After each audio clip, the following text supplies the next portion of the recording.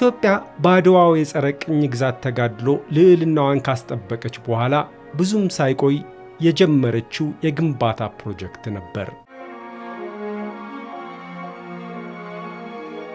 ከፈረንሳይ ጋር በተደረሰ ስምምነት መሰረት በወቅቱ መጠሪያዋ የፈረንሳይ ሶማሊያ ከነጻነት በኋላ ደግሞ ጅቡቲ ከሆነችው ሀገር ጋር በመተባበር ነበር ግንባታው የተካሄደው። እስከ አዲስ አበባ የሚዘልቀው የባቡር መስመር የነጻይቱ አፍሪካዊ ሀገር የግንባታ ፕሮጀክት።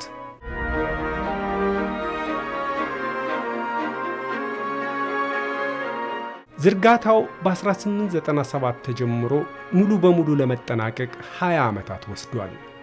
ከ700 ኪሎ ሜትር በላይ የሚረዝመው ይህ የባቡር መስመር ድሬዳዋ ለመዝለቅ ግን 5 ዓመታት ብቻ ነበር የፈጀበት።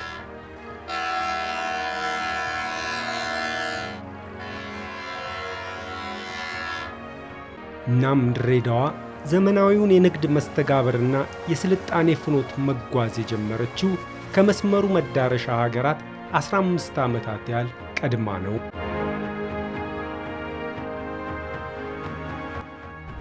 የፈረንሳይንና የሉዓላዊቷ ኢትዮጵያ የባህር በር ተደራሽነትንና የሀገራቱን የኢኮኖሚ ትብብርን ያሳለጠ ብቻ ሳይሆን ዲፕሎማሲያዊ መስመርም ነው ማለት ይቻላል።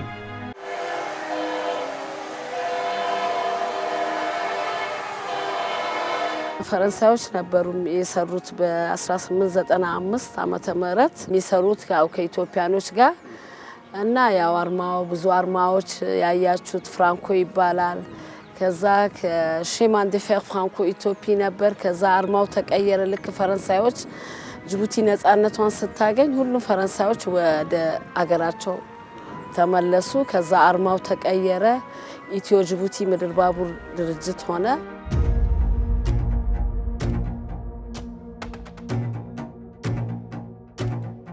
ከታላቁ የጥቁር ሕዝቦች ተጋድሎ የድል አርማ አድዋ መከሰት በኋላ ታዲያ በርካታ የውጭ ዜጎች ኢትዮጵያንና ሕዝቦቿን የማወቅ ከፍተኛ ፍላጎት አድሮባቸው ነበር። ይህን ፍላጎታቸውን ተከትሎ ሊጎበኟት ለሚመጡ ሁሉ የወቅቱ መልካም የትራንስፖርት አማራጭ ሆኖም አገልግሏል። ለመጀመሪያ ጊዜ በዓለም ታሪክ ጥቁር ነጭን ካሸነፈ በኋላ ብዙ ነጮችም ጥቁሮችም ኢንስፓየር የሆኑበት ጊዜ ነበር። በተለይ ዌስት ኢንዲስ፣ መካከለኛ አሜሪካ ውስጥ ያሉ፣ ሰሜን አሜሪካን ውስጥ ራሱ የአሜሪካ መሪዎች የአሜሪካ ዲፕሎማቶች ምን አይነት ሀገር ናት ብሎ መገረም ጀምሮ ነበር። አፄ ምኒልክ በወቅቱ የባቡር መስመሩ ቀድማ በመቆርቆር ከተሜነትን ተላብሳ በነበረችው ሐረር በኩል እንዲያልፍ ነበር ፍላጎታቸው። ሆኖም ከፈረንሳዮቹ ገንቢዎች በ1896 የደረሳቸው ደብዳቤ የሐረሩ የመሬት አቀማመጥ ለግንባታው እንደማያመች የሚገልጽ ሆነባቸው። ከዚህ በኋላ ነበር መስመሩ በተራሮች ግርጌ ስር ባለች አንዲት መንደር በኩል እንዲያልፍ የተስማሙት።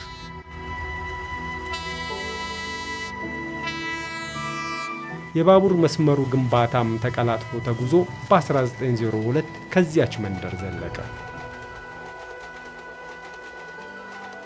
የዚች መንደር የልደት ቀን መቁጠሪያም ከዚሁ ጊዜ ጋር ተቆራኝቶ የሚጠቀስ ሆነ።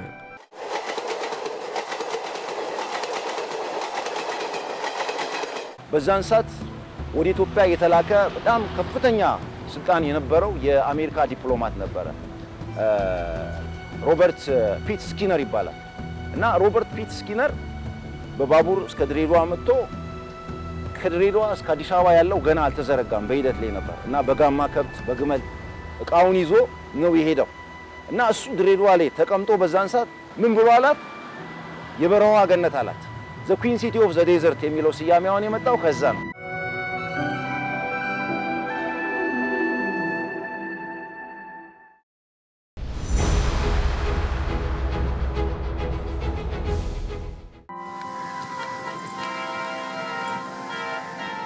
የማጓጓዣው መስመር ዘመናዊው ንግዱ ከሀገር ውስጥ እስከ ውጭ ያሉት ሰዎች ትርምስ እየበዛ መምጣት ድሬዳዋን ሞቅ ደመቅ እያደረጋት ሄደ። ለኢትዮጵያ የመጀመሪያ የሆኑ በርካታ ኢንዱስትሪዎች እያቆጠቆጡ መምጣትም ድሬዳዋን የስበት ማዕከል እያደረጋት ሄደ። የፎረን ኮሚኒቲ ወደዚህ መጣ። የሎካል ኮሚኒቲው ኢንዲጂነስ ኮሚኒቲው ወደ ስራው እየገባ ያ የሚፈጥረው ስብጥር ልዩ ኳሊቲ ይፈጥራል።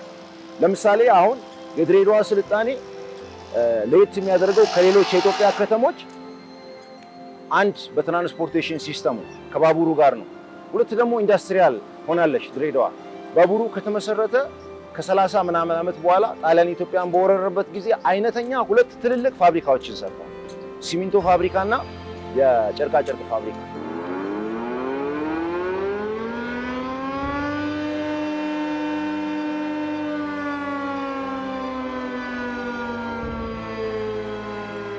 እኔ ራሴ ይሄ የቆመው ባቡር ላይ 8 ዓመት ሰርቻለሁ። ብዙ ልጆችን ማሳደግኩበት እና በንግድም ነው የምንተዳደረው ድሬዳዋ ድሮ ባቡር እያለ ማለት ነው። ነጋዴ ያው ኮመርሻል ሴንተር ቦታ ነበር ድሬዳዋ። ከጅቡቲ የመጣ እቃ እዚህ ነው ገባ። አዲስ አበባ ሰዎች ይመጣሉ፣ ይገዛሉ፣ ይሄዳሉ። ከዚህ ጫት፣ ፍራፍሬ፣ አትክልት ከዚህ ይዘው ይሄዳሉ። ከዛ ጅቡቲ ልብስ፣ ሱካር፣ ፓስታ፣ ዘይት ምናምን ከዛ ይዞ ይመጣሉ ነጋዴ። በቃ የደሃ አሳዳጊ ነበረ ይሄ ባቡር ማለት ነው።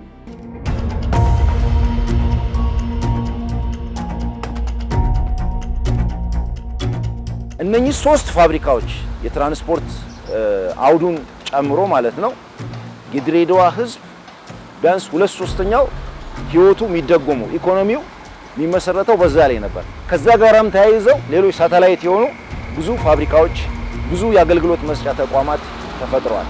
እናም ብዙ የውጭ ሀገር ዜጎች ድሬዳዋ ውስጥ ይኖሩ ነበር እና ያ ልንናገር ወይም ልንገልጸው ከምንችለው በላይ የሆነ አይነተኛ የባህል መስተጋብር ፈጥሯል። የመጀመሪያው ፋብሪካ እዚህ ድሬዳዋ ነው በኢትዮጵያ ታሪክ የተመሰረተው ማለት ነው። የመጀመሪያው ማተሚያ ቤት እዚህ ድሬዳዋ ላይ ነው በአገር ደረጃ። ከባቡር ጋር በተያያዘ የድሬዳዋ መሰራረትም አለ። የንግድ ሴንተር ነች ድሬዳዋ።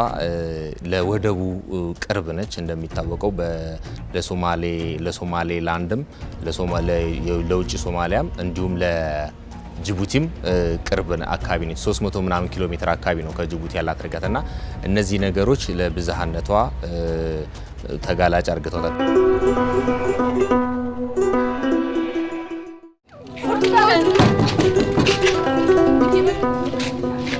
ስንት ነው? 1 ብር ነው። ሽልንግ አሸጭን? አይሆንም አይሆንም ጌታዬ፣ እኔ ቆንጆ ፓፓያ አለኝ። እኔ በሽልንጉ ሰደው። እሺ አንቺ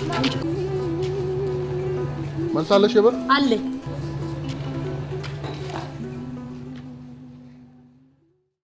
Les Éthiopiens, si vous voulez, soyez bienvenus. Visitez la gare de Diredoa aussi. እንኳን በሰላም መጣችሁ። ድሬዳዋ የሰላም የፍቅር የመቻቻል ከተማ ነች። ሰላምታ ህድሜሱን ፋይዳ እሲን ቀብዱ ረሱላ ኑ ኦደይስ አለይሂ ሰላቱ ወሰላም ሰላምታ ይረቡፈት ወወሰሉ ሰላሜን ኢትዮጵያ ኩለ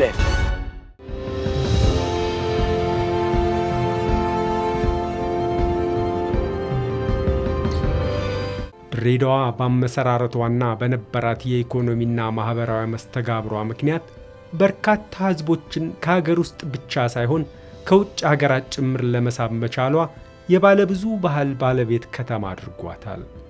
በኢትዮጵያ ከሚገኙ ከተሞች ውስጥ ብዝሃ ባህልንና የሚፈጥረውን መልካም እሴት በላቀ ደረጃ ተጎናጽፋለች።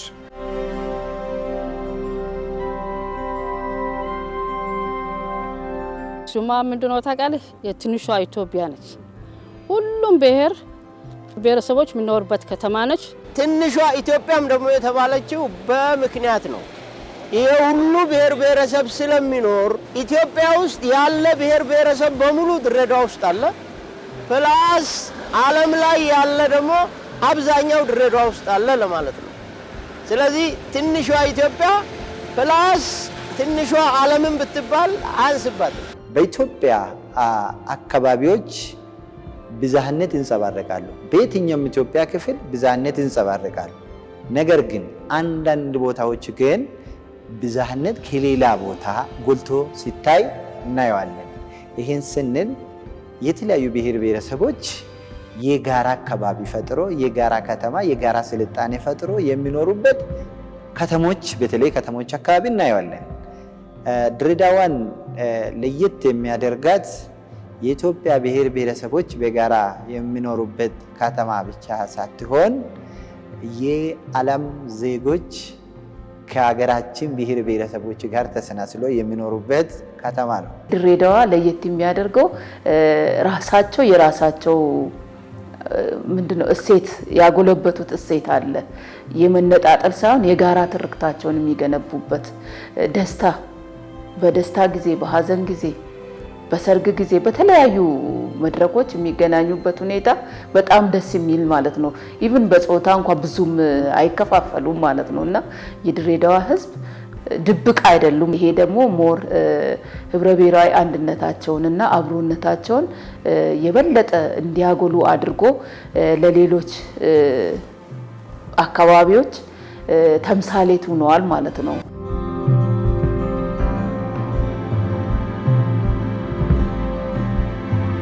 ድሬዳዋ ውስጥ ከ100 ዓመት በላይ የቆየ የተቋም ልማድ አለ።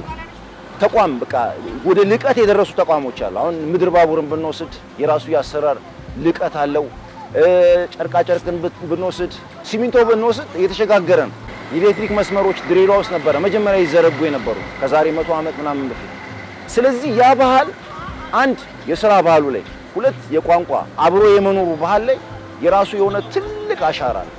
ስለዚህ ዛሬ ድሬዳዋን ብዙዎች የሚወዱበት ብዙዎች የሚሳቡባት ከዚህ ዳይቨርጀንት የሆነ ከዚህ የተሰናሰለ የባህል ማንነት ጋር በማያዝ መሰረት አድርገው ነው።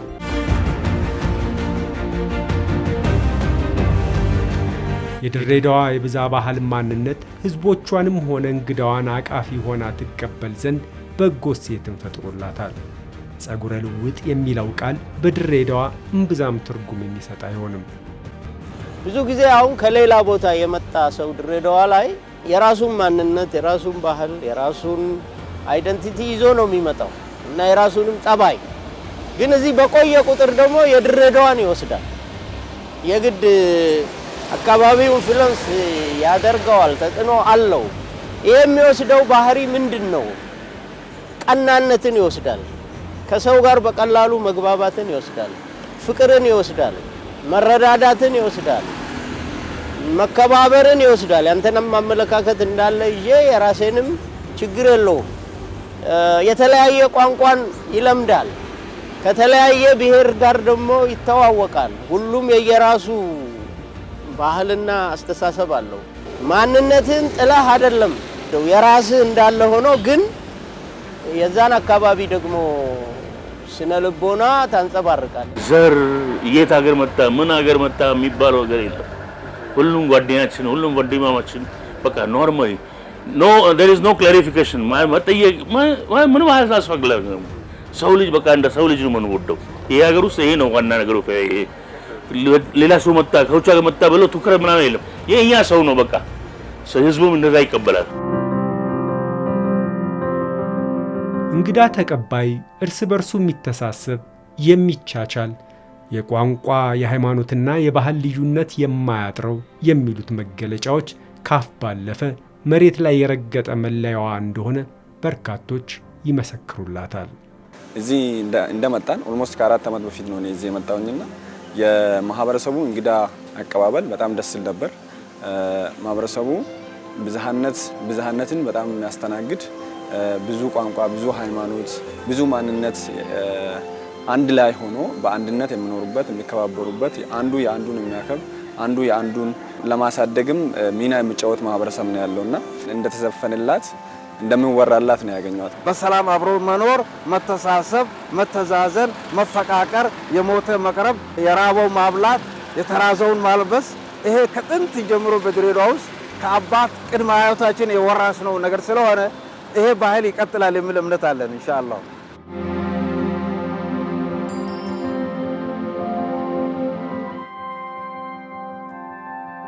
ፋሚሊ ያስተዳደጉ እንዴት ያ ነገር ደግሞ ይሄ ልዩነታችን ውበታችን ነው የሚለው ነገር አስተሳሰብ በጣም አለ።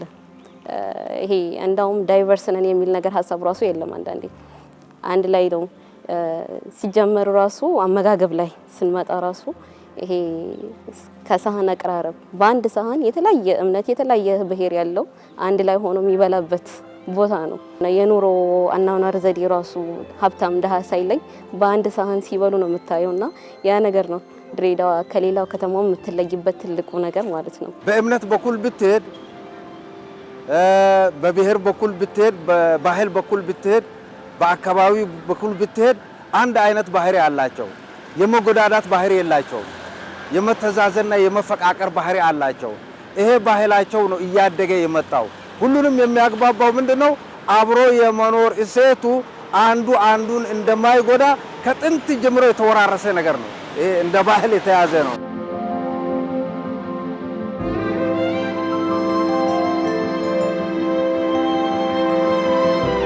ድሬዳዋ በውስጧ ህብራዊነት ላላቸው ዜጎች ብቻ አይደለም አቃፊነቷ። ከጥንት ታሪኳ የማህበራዊና ኢኮኖሚያዊ መስተጋብሯ የሚመዘዝ ከቀጠናው ጀምሮ እስከ ዓለም የሚደርስ ስልጣኔና ግንኙነት እንደነበራት የታሪክ አሻራዎቿ ይመሰክራሉ። የአለት ላይ ስዕሎች ድሬዳዋ አካባቢ በብዛት አሉ። በምስራቅ አፍሪካ 50% የሚገኘው ክምችቱ እዚህ ምስራቅ ኢትዮጵያ ውስጥ ነው። በተለይ ለጎዳ የሚባል ቦታ አሁን ካለንበት ከ39 እስከ 40 ኪሎ ሜትር ርቀት ላይ በስተደቡብ ምዕራብ ይገኛል። የሀርላ ስልጣኔ የሚባል አለ እና በጥናት እንደተረጋገጠው የሀርላ ስልጣኔ ብዙ ጊዜ አሁን ባለው ሁኔታ ከእስልምና መግባት ጋራ የተፈጠሩ የእስላማዊ መንግስታት አሉ ወይም ደግሞ ሙስሊም ሱልጣኔት። የመጀመሪያው ሸዋ ይባላል። ከዛ የኢፋት ሙስሊም ሱልጣኔት ነው የሚባለው እና አሁን ሀርላ ቻሌንጅ የሚያደርግ ይመስላል በተገኘ የቅርብ ጥናት ማለት ነው። ሀርላ ሁለተኛው ሊሆን ይችላል የሚል ነገር አለ። ምክንያቱም ሀርላ ዝም ብሎ ሰፈር መንደር ሳይሆን ስልጣኔ እንደሆነ ያሳያል ማለት ነው።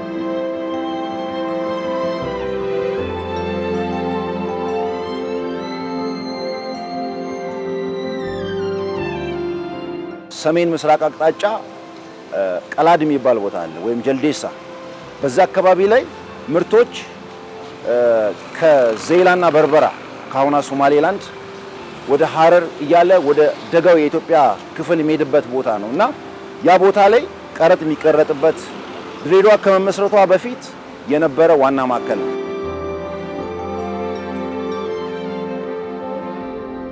ከባቡሩ መስመር የሚነሳው የድሬዳዋ ዓለም አቀፋዊነት ባህሪ በቀጣይ በተቀላጠፈው ኢንዱስትሪና ንግድ ተጠናክሮ ለመታየት በቅቷል።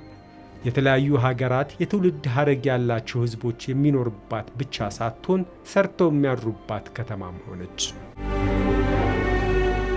ህንዶች ያሉበት፣ ፈረንሳዮች ያሉበት፣ ግሪኮች ያሉበት፣ ባንያን የሚባሉ የመኖች ምን በጣም ብዙ ነው በዚህ ደረጃም ያለው ማለት ነው።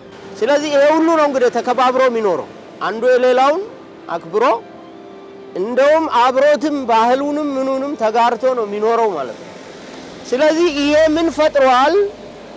ሴንስ ኦፍ ዩኒቨርሳሊቲ ፈጥሯል። ዩኒቨርሳል ማይንድ ሴት በአብዛኛው ከንግድ ጋር ተያይዞ በተለይ አረቦች፣ ህንዶች ድሬዳዋ ከተማ እንደኖሩ ያው ታሪክ ያስረዳል። እንግዲህ ድሬዳዋ የቀሩበት ምክንያት ምንድነው ብለን ስንል የመጀመሪያው ነገር ድሬዳዋ ምቹ በመሆኗ ነው። ድሬዳዋ ባህል፣ ሃይማኖት፣ ቋንቋቸውን አክብራ ኢምብሬስ አድርጋ ተቀብላ መኖር እንዲችሉ ስላደረገች ነው የቆዩት።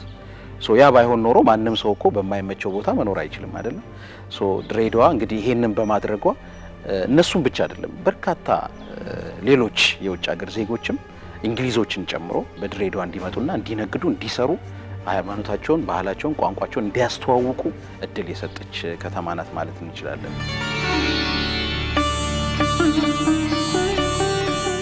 ጅደንድራ ረመላል ነው የሚባለው። አባቴ ደግሞ ረመላል ጁታባይ ታዋቂ ስም ነው ድሬዳዋ ውስጥ። እነሱ ወደ 70 ዓመት በፊት ነበር ኢትዮጵያ የመጡት እና ከዛ በኋላ እናቴን ከአንድ አገብተው እሷን ይዞ መጡና እዚህ ጋር 5 ልጆች ወለዱት። እዛ ውስጥ እኔም ድሬዳዋ ፈረንሳይ ሆስፒታል ነው የወለዱኛል ማለት ነው። እኔ ካሽ እባላለሁ። አባቴ የመናዊ እናቴ ኢትዮጵያ ናት። እዛ በየመን ነበር። ሌላ ስራ ነው የምንሰራው ነበር በመኪና ምናምን መሬት ቤት ምናምን እንደዚህ አይነት ነገር። ከዛ በኋላ ወደ እናቴ እንሂድ ና ያለን ሀገሩ እንደት ነው በፊት የመጣን ነው።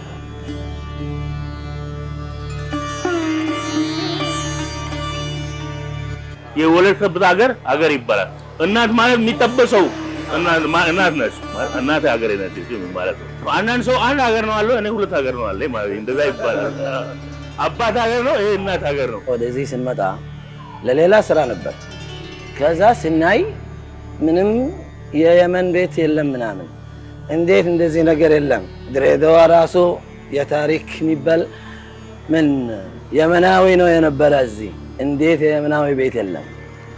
ከዛ ቀየርኩት በራሱ ቀን ምግብ ቤት እንከፍታለን፣ የአረብ ምግብ ቤት።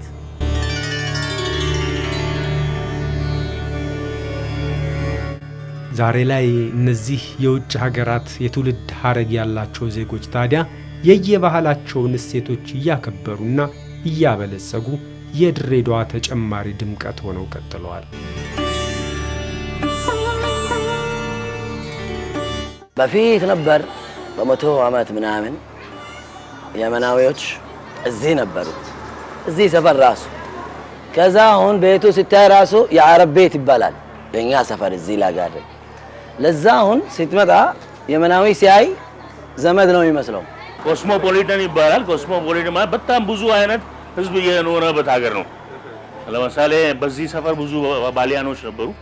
ጀርባ ሙሉ ባሊያን ሰፈር ነው የሚባለው። ከዛ ግሪኮች፣ ቱርኮች፣ ጣሊያኖች፣ እስራኤል ነበረ፣ እስራኤሎችም ነበሩ፣ የመኒ ነበሩ። እነሱ ያኔ ነው እዚህ ጋር የነበሩ ነው ማለት ነው።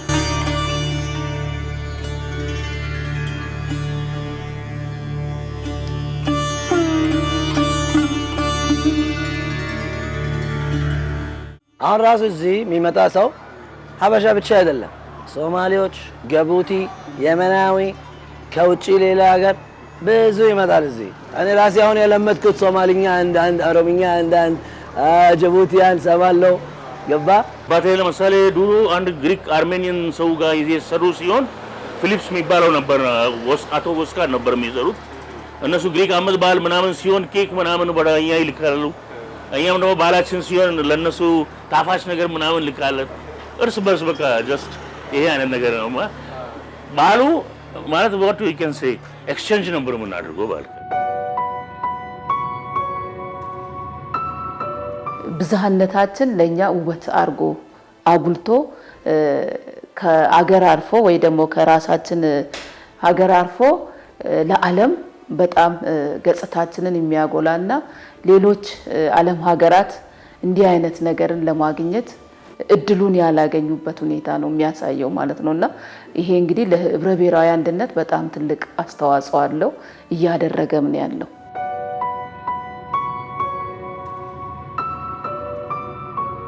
የድሬዳዋዎች ሌላኛው የወል የሆነው የመልካም እሴት መገለጫ የሃይማኖት ብዝሃነት ነው። በርካታ ሃይማኖቶች በየምዕመናቸው በነፃነት የሚመለኩበት ክዋኔዎቻቸውንም ከራሳቸው አልፈው እርስ በርሳቸው የሚቋደሱባት ከተማ ናት።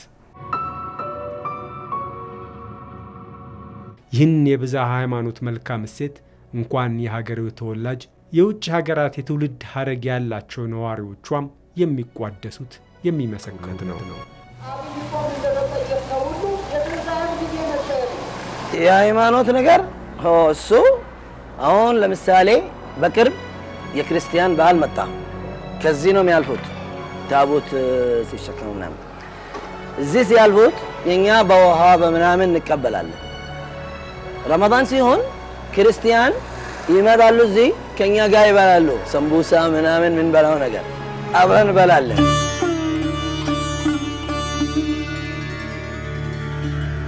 ባለፈው ኢደል ፊትር ነበር። ክርስቲያኖቹ ግብዣ አዘጋጅቶ ሙስሊሙን ጠርቶ እንትን ጋብሶት ነበር። መንገድ ላይ ውሃ ለስላሳ ቴካዌይ ለስላሳ አስተካክሎ ክርስቲያኖቹ እዛ ቆሞ ቀዝቃዛ ውሃ፣ ፋንታ፣ ቀዝቃዛ ቴምር ሁሉም የሰጡን ነበር። ደግሞ አሁን ፋሲካ እንትን ታቦት የሚወጣበት ጊዜ ሁሉም እንደዛ ነው። ክርስቲያን ሙስሊም የለንም።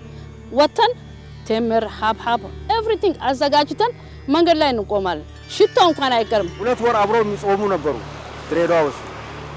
ወርዋንም አብረው ይጾማሉ። ከጓደኝነት የተነሳ ከፍቅር የተነሳ ከጉርብትና የተነሳ አብሮ ከመኖር የተነሳ ከመተዛዘናቸው የተነሳ ሴቶችም ወንዶችም እንዲህ አይነት ባህሪ ነበረ።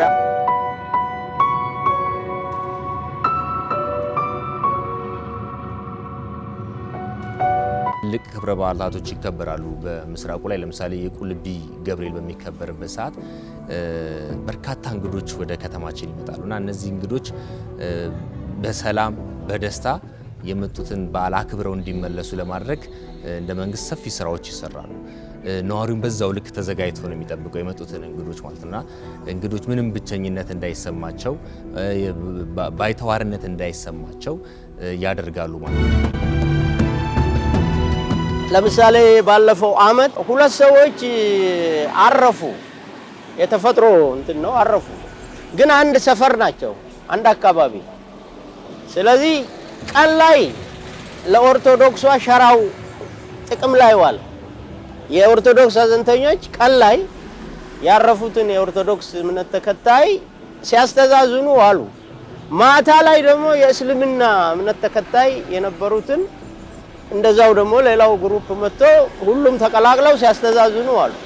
ስለዚህ በአንድ ሸራ የሁለት ሃይማኖት ሰዎች ሀዘን ሊቀመጥ የሚችል ማህበረሰብ ነው ያለው። ከምስረታዋ ጀምሮ የተለያዩ ሃይማኖቶች አብረዋት መኖራቸው የራሳቸውን ታሪካዊ አሻራ እንዲያሳርፉም አድርጓቸዋል። ለዚህ ደግሞ የሃይማኖቶቹ ቤተ እምነቶችና አሻራዎቻቸው ዛሬም ድረስ ጎልተው በመታየት እማኝነታቸውን ይሰጣሉ። ይሄ ቀደምት የሆነው የጋራ ዴራ መስጂድና መድረሳ ትምህርት ቤት ነው።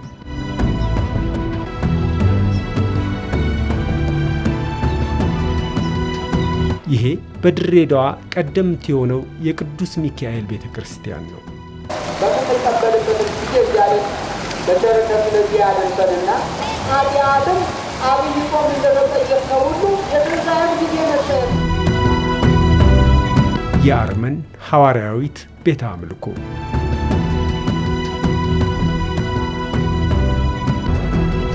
የግሪክ ኦርቶዶክስ ቤተ ክርስቲያን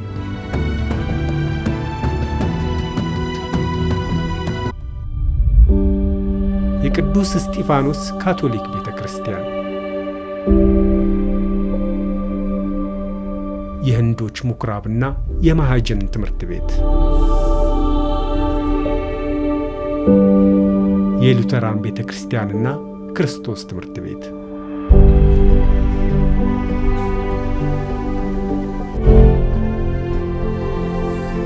የሃይማኖት ተቋማቱ ከመንፈሳዊና መለኮታዊ አስተምህሯቸው ባሻገር ታዲያ ለዘመናዊው የቀለም ትምህርት ያበረከቱት አስተዋጽኦም ከፍ ያለ ቦታ የሚሰጠው ነው።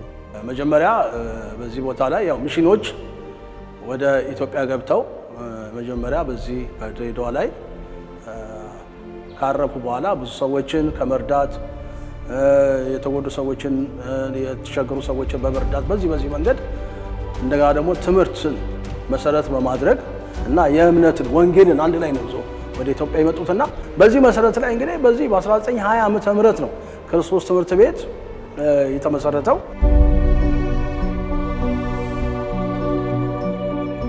መስጊዱ በ1930 ነው ተሰራው። ቀደምት ወደዛ ያለው መስጊድ ጅማ ይባል እዚህ ትንሽ መንገድ ወደዛ ስትሄድ መንገድ ላይ አለ ትልቁ መስጊድ መጀመሪያ ተሰራው እሱ ነው። ከዛም በኋላ ጣሊያን በ1930 ሰራ።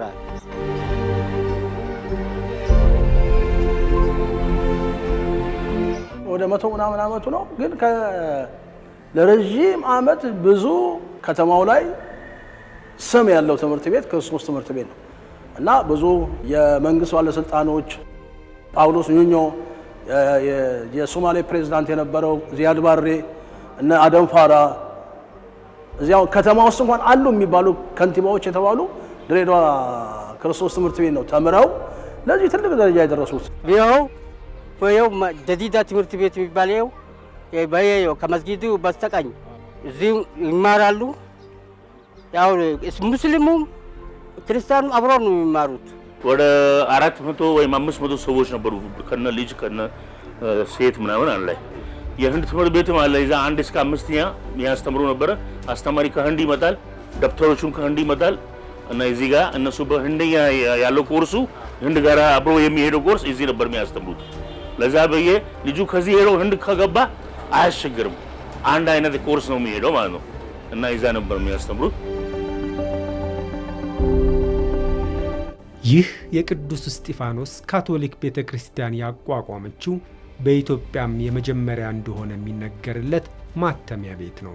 መጽሐፈ ቅዱስንና ሌሎች ያስተምህሮ ድርሳናትን በአገር ውስጥ እያተመ ማሰራጨት ዋነኛ ዓላማው ነበር። ከዚህ ዓላማው ባሻገር ግን ሌሎች የዘመናዊቷ ኢትዮጵያን የሥነ ጽሑፍ ሥራዎች፣ ፖስተሮች፣ ብሮሸሮችና የመሳሰሉትን በማሳተም የራሱን ታሪክም አስቀምጧል። ይህች የድሬዳዋ ቆንጆ የመጀመሪያዋ ፖስተር ናት። የመጀመሪያዋ የኢትዮጵያ የልብ ወለድ መጽሐፍ የሆነችው የአፈወርቅ ገብረ ኢየሱስ ጦቢያም የታተመችው እዚሁ ማተሚያ ቤት ነበር።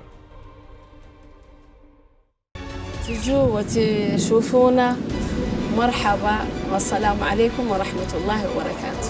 بني آدم إنه يهاي لقو احترامه فقد نبض نوقت تمادين شقدي نبض كوكويدا حالك إنه نوقو هاري واحد يجي دريدوا لازم يزور أصل العرب በቋንቋችን ሰላምታ እናውርድ።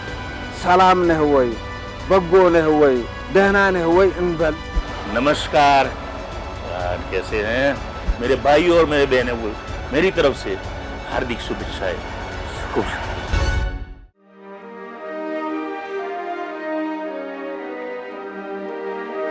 ቋንቋ ሌላውና ጎላ ያለ ቦታ የሚሰጠው የብዛ ባህል አላባ ነው።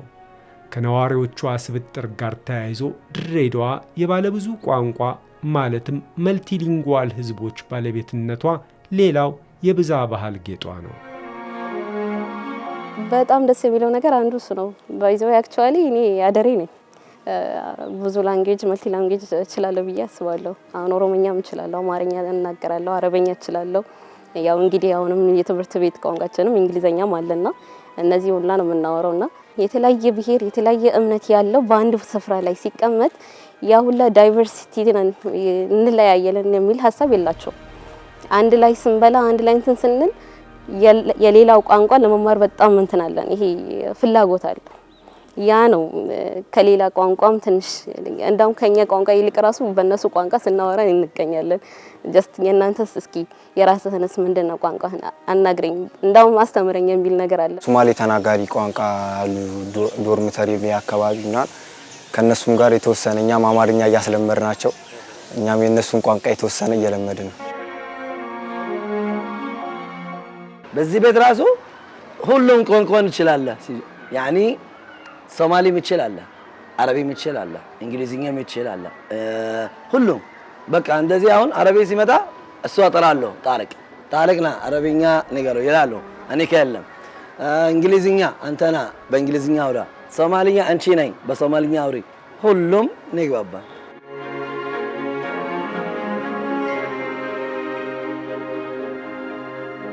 ባህሎችን ለመቀበል እንግዲህ ተቀብሎ ለመኖር አንደኛው ነገር የባህል ውርርስ መኖር ነው። የባህል ውርርስ ድሬዳዋ ውስጥ አለ። ለምሳሌ 5-6 ቋንቋ መናገር ለድሬዳዋ ብርቅ አይደለም። እኔን ጨምሮ አሁን አማርኛ፣ ኦሮምኛ፣ ሶማሌኛ፣ እንግሊዘኛ እንደዚህ የመናገር ፈረንሳይ፣ አረብኛ የመናገሩ ነገር ምንድነው ባህሎችን ኢምብሬስ የማድረግ የመቀበል እና የኔ የማለት ስሜት እንዲፈጠር ያደርጋል። ስለዚህ ምንድነው አንደኛ እንደውም ለሰላም ለመረጋጋቱ ይሄ ለፒስፉል ኮኤግዚስተንስ ምክንያት ነው ብዬ የማስበው እኔ ባህሎችን የመቀበልና የራስ የማድረግ ልምድ መኖሩ ነው በድሬዳዋ። ኦሮምኛ ኦሮ ሶማሌኛ ወይም የሆነ የኔ የማልለውን ቋንቋ መናገር መቻል ሌላውን አንደርስታንድ እንዳደርግ የሌላውን ባህል እምነት ፐርስፔክቲቭን እንድረዳው መንገዱን ይፈጥርልኛል። ኢትዮጵያ ከሀገራዊ ታሪክ ሂደት ስንመለከት የብዝሃ ባህል፣ ብዝሃ ማንነት፣ ብዝሃ ቋንቋ፣ ብዝሃ ሃይማኖት ባለቤት የሆነች አገር ሆኖ ሲያበቃ እነዚህ የብዝሃነት ገጽታዎችን ወደ ጋራ ወደ ሀገራዊ እይታ ወደ አብሮነት ሴቶች በማጉላት እቺ አገር ተገንብታ ተጠብቃ ተከብራ ከትውልድ ትውልድ እንድትሸጋገር ያደረገው በባህላችን ውስጥ ያሉ የአገር ፍቅር እና የአገር ግንባታ ስልቶች ናቸው። ይህን ስንል አገራችን የተገነባችው በኢትዮጵያ ብሔር ብሔረሰቦች ብዝሃነትን መሰረት ያደረገ በጋራ ፍልስፍና ነው ማለት ነው።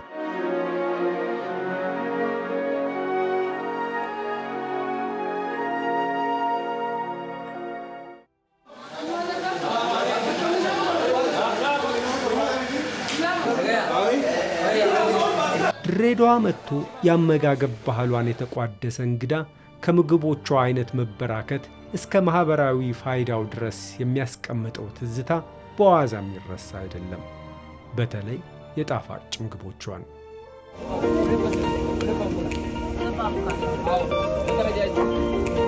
የድሬዳዋን የምግብ አሰራርና አይነት ብዛት ብሎም የአመጋገብ ዘይቤውን ለተመለከተ ከተማዋ ያላትን የባህል ብዝሃነት ተጽዕኖ በአእምሮ ለመሳል እምብዛም አይከብደውም።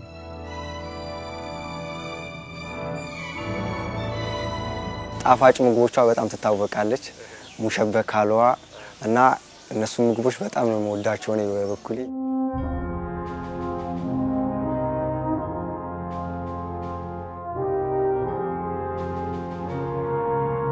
አንዳንዴ እንጆይ ማድረግ ስንፈልግ እሱ ብቻ ሳይሆን አይደለም መንገድ ላይ ነው የሚሸጡት ምግቦች እዚህ ድሬዳዋ ውስጥ እንደምታዩት። አሁን ወጣ ብትሉ እንደው አንዳንድ ጓደኞቻችን ድሬዳዋ ውስጥ እኮ ሬስቶራንት መንገድ ላይ መክፈት እንችላለን ነው የሚባለውና ይሄ የሚያሳየው ባይዘ ማህበረሰቡ በጣም ቀለል ያለ ነገሮችን የማካብድ ቀለል ያለ ህይወት የሚመራ አይነት ማህበረሰብ መኖሩን ነው የሚያመላክተውና እኔ ሰላጣ፣ ድንች በየመንገዱ የሚሰጡት በጣም ጣፋጭ ምግቦች ናቸው፣ ደስ የሚሉ ምግቦች ናቸው።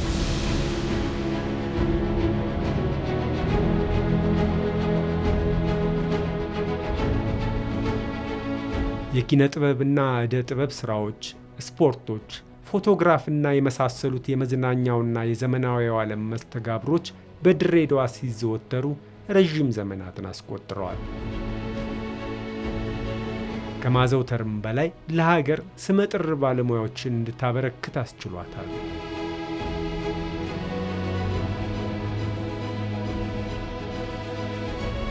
ለቅሶ፣ ሰርግ፣ ምርቃትና የመሳሰሉት ማህበራዊ ኩነቶች በድሬዳዋ የሁሉም እንጂ የባለቤቱ ብቻ ሆነው አያበቁም።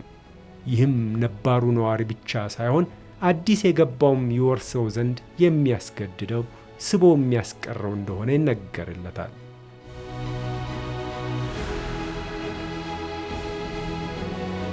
እኔ ከማስታወሳቸው ነገሮች ከለጋሃሬ ጀምሮ ሃይ ስኩል ድረስ በእግራችን እየተጓዝን ስንቃችንን ይዘን ውሃችንን ይዘን እየተከየፍን ነው ለቅሶ ቤት የምንሄደው።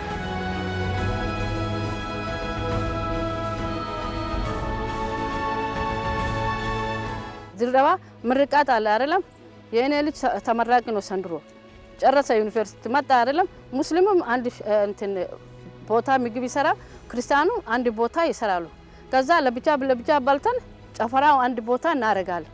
ሰርጉም እንደዛ ነው። ደግሞ መተጋገስ ነው። አንተ ስጦታ ታመጣለህ፣ እሱ ስጦታ ያመጣል።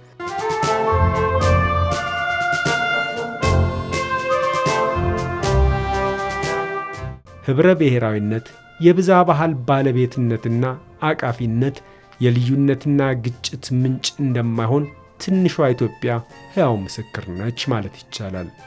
ይልቁንም በድሬዳዋ የህዝቦች አንድነትና ሰላማዊነት የጸና መሰረት ያለው ነው። እንደዚህ አይነት አካባቢዎች ላይ የንቅናቄ ስራዎችን መስራት አስበናል። አንድ ሁለተኛ ደግሞ ባህሉን የሚወድ ትውልድን መፍጠር ያስፈልጋል። ባህሉን የሚወድ ትውልድን ለመፍጠር ደግሞ የአንድ ለምሳሌ ወደ ደቡብ ያለው ምስራቅ ሄዶ ማየት አለበት፣ ምስራቅ ያለው ደግሞ ምዕራብ ሄዶ ማየት አለበት። እንደዚሁም ደግሞ በየአካባቢው በየአቅጣጫው ሄዶ የባህል ልውውጥ ማድረግ መቻል አለበት ማለት ነው። ሰው ከወጣቱ ጀምሮ እኛም ራሳችን ማለት ነው እና ፕራክቲስ ማድረግ መቻል አለብን። የህዝብ ለህዝብ ትስስራችንን በደንብ ማጠናከር መቻል አለ። ህገ መንግስቱም የኢትዮጵያ ብሔር ብሔረሰቦች በማንነታቸው፣ በቋንቋ፣ በባህል፣ በሃይማኖታቸው ተከብሮ እርስ በርስ ተዋዶ የጋራ ህልም የሚገነቡት ሀገር ይሁን እንዲያደርጉ ህገ መንግስታችን ያረጋግጥ። ይሄን መሰረት በማድረግ የባህል ልማት ፖሊሲ ይሄንን ወደ መሬት ለማውረድ የኢትዮጵያ ያላትን የብዝሃ ባህል ጸጋዎች የማጉላት የማውጣት የመሰነድ የማስተዋወቅና በሁሉም ልማታዊ ዘርፎች በሚገባ ለመጠቀም ስራ ላይ የዋለ ይገኛል። ከነዚህ ድሬዳዋ አንዱ ናት። የብዝሃነት መገለጫዎቻችን አንዱ ናት ማለት እንችላለን። ከተናጠል ትርክቶች ወጥተን ወደ ወል ትርክት ለመምጣት ያው ድሬዳዋን እንደ አንድ ተምሳሌት ወስደናታል። እሱን ለማድረግ ደግሞ የተለያዩ የማስታወቂያ ስራዎች ያስፈልጋሉ። የተለያዩ የንቅናቄ ስራዎች መስራት ያስፈልጋል። አንዱ ዛሬ ከእናንተ ጋር የጀመርነው ስራ ነው።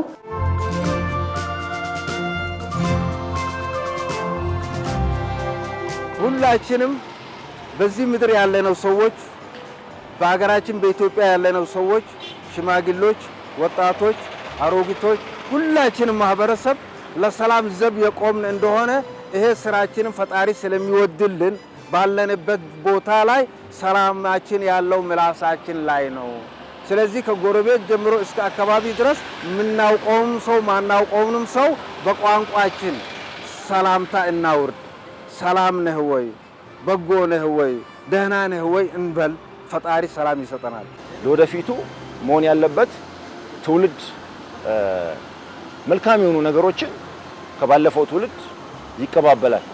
መጥፎ የሆነውን ነገር ትቶ መልካም የሆኑትን ነገሮች ማስቀጠል በጣም መልካምና ድንቅ ይመስለኛል። እና ድሬዳዋ ውስጥ እንደዚህ አይነት ነገሮች አሉ። ይሄ ለትውልድ ቢተላለፍና ትውልዱን ቢያስቀጥለው የሚል አደራ ጭምር ማሳሰብ እወዳለሁ።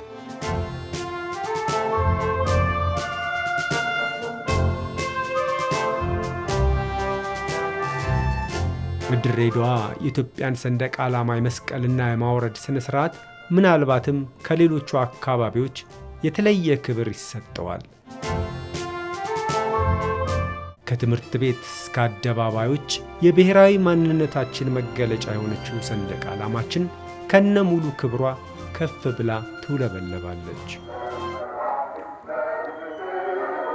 የትንሿ ኢትዮጵያ የትልቋ ህብረ ብሔራዊት ኢትዮጵያ አርማ ከፍ ባለ ማማ ተሰቅሎ ይታያል።